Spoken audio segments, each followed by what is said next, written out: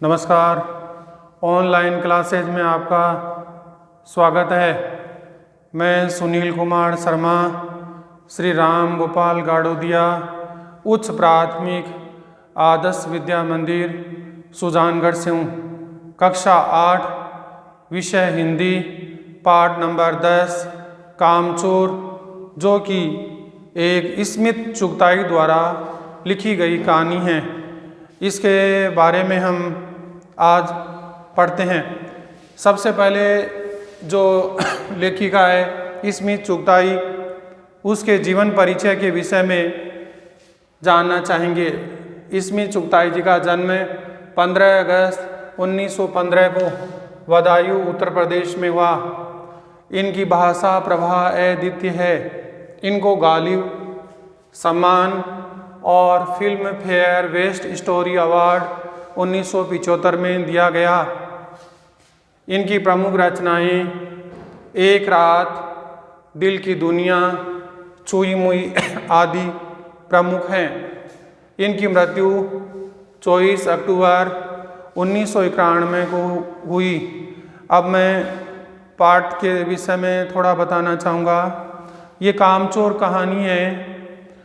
जैसा कि ये पाठ है कामचोर, कामचोर का अर्थ है जो काम से जी चुराता है। यह आलसी बच्चों की कहानी है। बच्चे काम से जी चुराते हैं। उन्हें खेलने कूदने मौज मस्ती करने में खूब आनंद आता है। इस कहानी में बताया गया है कि बच्चों को सही दिशा निर्देश न दिए जाएं तो बच्चे सही तरीके से काम नहीं कर सकते। इसलिए माता पिता का ये दायित्व है कि बच्चों को सही तरीके से काम सिखाएं। इस पाठ में कहानी में जो जो परेशानियां आई है उसके विषय में बताया गया है। यह बहुत ही मज़ेदार कहानी है। अब हम इसके शब्दार्थ हैं उन पर चर्चा करते हैं। पहला है दबेल, जिसका अर्थ है दब्बू। दूसरा है घमासान, भयानक।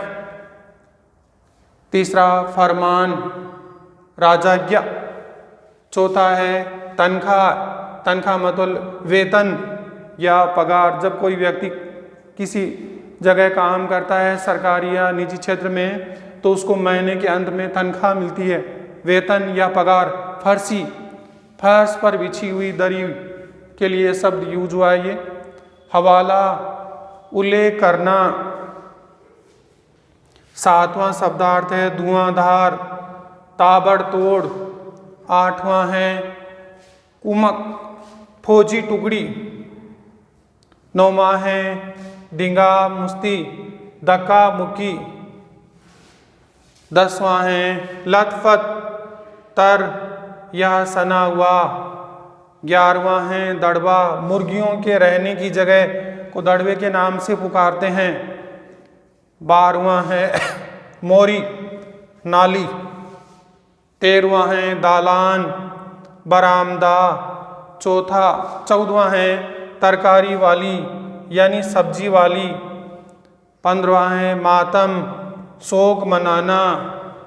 16वां है बटालियन, पलटन। और 17वां है कोर्ट मार्शल, फौजी अदालत में सजा। अब हम इस जो कामचोर कहानी है उसके सारांश पर हम चर्चा करते हैं। घर में काफ़ी बहस के बाद तय हुआ कि नौकरों की घर से छुट्टी कर दी जाए। घर में बच्चे इतने मोटे हैं कि वे बिल्कुल भी काम खुद नहीं करते। वे हिलकर पानी नहीं पीते। कामचोर हो गए हैं यानी काम से जी चुराते हैं। बच्चों को कहा गया कि तुम सिवाय उधम मचाने के बिल्कुल कुछ भी काम नहीं करते।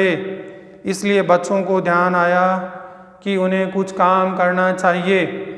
अम्मा ने आदेश दिया कि जो बच्चे काम नहीं करेंगे उनको खाना नहीं दिया जाएगा और जो काम करेंगे उनको उसके बदले में तनख्वाह दी जाएगी।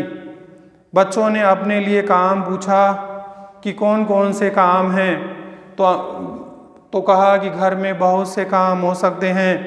दरी को साफ करो, आंगन का कूड़ा हटाओ, पेड़ों को पानी दो, मुर्गियों को बंद करो। इसलिए बच्चे आंगन की दरी को कोनों से पकड़कर बच्चों ने जोर जोर से झड़काना शुरू कर दिया, जिसके कारण से सारा घर धूल से भर गया। खांसते खांसते सब बच्चे परेशान हो गए। जब झाड़ू लगाने का फैसला आया तो झाड़ू तो एक थी और ऐसी स्थिति में झाड़ू के पुर्जे पुर्जे हो गए। इसलिए बच्चों ने कहा क्यों न थोड़ा दरी पर पानी डाल दिया जाए। इसलिए बच्चों ने दरी में पानी डाल दिया, जिसके कारण से सारी धूल जिसके कारण से दरी में कीचड़ हो गया।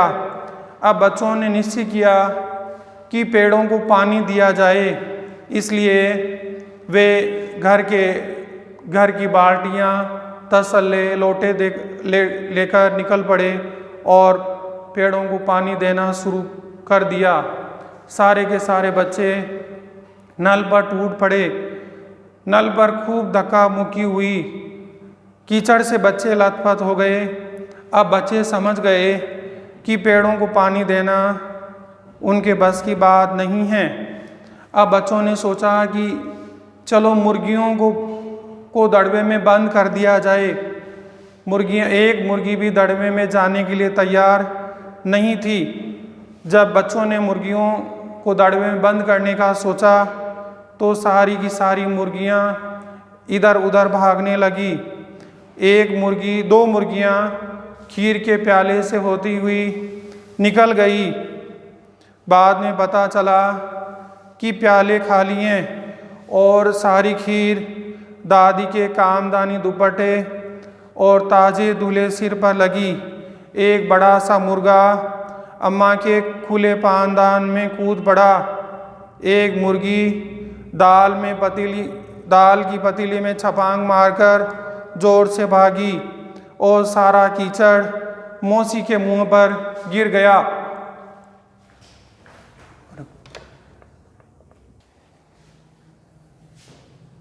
अब बच्चों ने निश्चय किया कि भेड़ों को दाना खिला दिया जाए।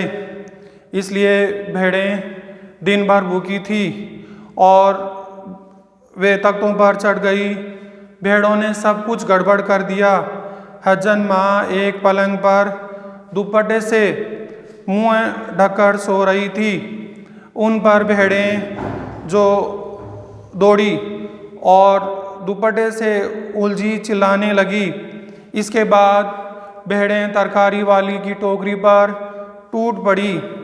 तरकारी वाली ने अपना बचाव करने के लिए भेड़ों को मारा, पर भला उन्हें कहाँ चोट लगने वाली थी। अब बच्चों ने भैंस का दूध दूहने का विचार किया। भैंस बाल्टी को लात मारकर दूर जा खड़ी हुई। अब भैंस के अगले पीछे दोनों पैरों को बांधने की बात सोची गई। झूले की रस्सी से बांधकर चाचा जी की चारपाई से उसके हाथ पैर बांध दिए गए। अगले पैर बांधते समय भैंस चौकन्नी हो गई और छूटकर चाचा जी की चारपाई के पानी के ड्रम से टकराई। फिर बछड़ा खोला गया। उसे देखकर भैंस ने अपने आगे पीछे दोनों खुरों को ब्रेक लगा लिया। अब माँ ने चुनौती दी, यदि किसी बच्चे ने घर के किसी भी काम के हाथ लगाया तो वह आगरा चली जाएगी, और आदेश दिया कि कोई भी बच्चे घर का बिल्कुल भी कोई भी काम नहीं करेंगे। इस तरह से ये कामचोर कहानी पूरी हुई। बस, नमस्कार।